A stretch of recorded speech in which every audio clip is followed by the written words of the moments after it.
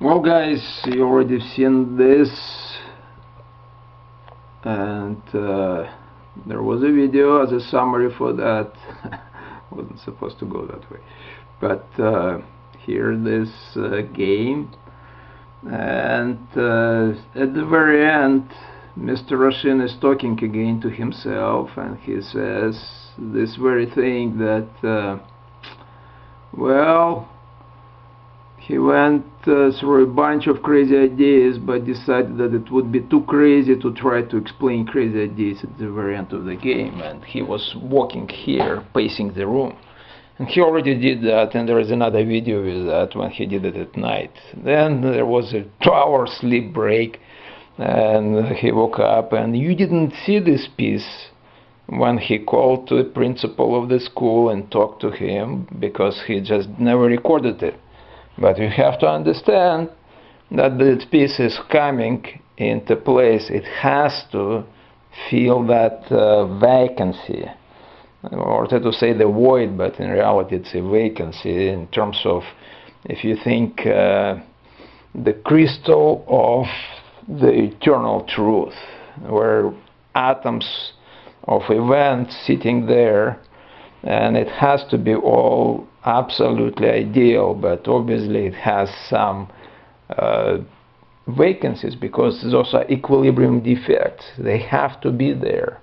It has to be that crystal of truth has to be falsifiable, otherwise it's not real. Otherwise it's ideal crystal of truth. And that is a different philosophical category. I don't want to go in these details. What I actually wanted to show you, that when he talks about these crazy ideas, it's one of them. The other one, of course, about Inspector Future, who came from the future to investigate that. And that's what another crazy idea. And another crazy idea, maybe the craziest of them, was to include some videos from the movie called Bruno. But those videos that I taped, they're still inside this memory card, so I need to upload it all together. Well, or download it.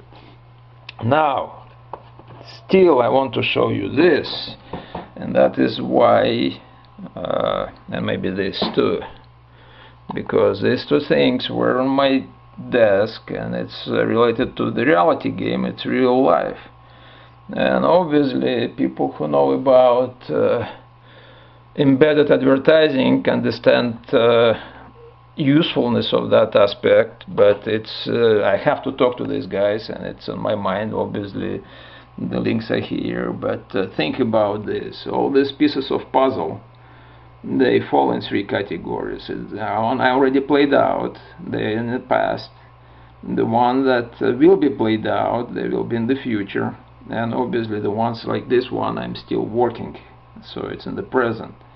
And I know that I'm so limited with my technical or technological capabilities, even for this game. Just look at this, how many videos I have, and I used only like a small portion of them for different reasons.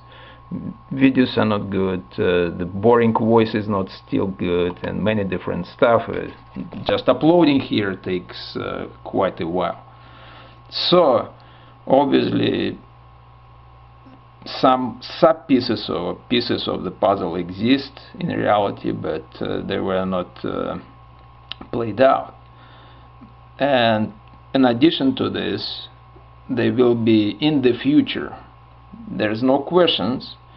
People will have to, they will have to prove to themselves that they can acquire powers of the God. And one of the powers is to know everything in the past and in the future, and obviously in the present. And the only way they can do it by simulating this, by running simulations. And it's a different aspect of symbolism, don't take me wrong. It's more or less based on quantum computing idea, which is more or less scientific, and we can come to this. But really, if you think about pieces that will be real, like this one, it's a real piece, and they will simulate the pieces that will fill the gaps, because I just cannot videotape everything. Even this one that I'm already too long, 5 minutes, who is going to watch it? For 5 minutes people will just die from boredom. But it's you have to understand another aspect of this. It's Mr. Roshin is writing the most boring book, and you obviously know why, because if you read that piece of puzzle, if you saw it on the most boring book, you will understand why. Now here is this little schematic. He used many times already the same idea over and over again, that real shown by R and simulated imaginary, but it's not really imaginary, it's simulated and was calibrated on real examples like this one. That's why I'm taping this and doing all that, that it's a data point for people in the future to calibrate their models of the reality, that there was a guy who was doing exactly what he is doing now, and then the cat showed up, and you can say she's a Schrödinger cat relative cousin or something. It's not important. It's all game of thoughts and ideas.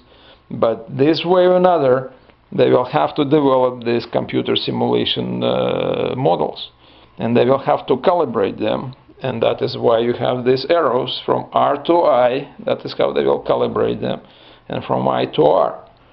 And if you want to get your place in the future, then you'd better start doing exactly what I'm doing now, however crazy that sounds. But remember that theoretical physicists have that expression that this idea is not absurd enough to be true. Well, I hope you will find that this theater of absurd that I'm just demonstrating here, when a guy walks around and videotapes his own feet, is absurd enough, or maybe too absurd. Anyways, I don't want to play with words here. It's a game of ideas and thoughts. And if you have your own, you know what to do. Document them and play them out. And if you have fun just by doing this, this is perfectly fine. If you need some support, you saw this embedded advertisements, and by the way, I stayed there, and it's a good place, and you can get honesty points and so on. You know how to play the game if you already looked at some other pieces of the puzzle.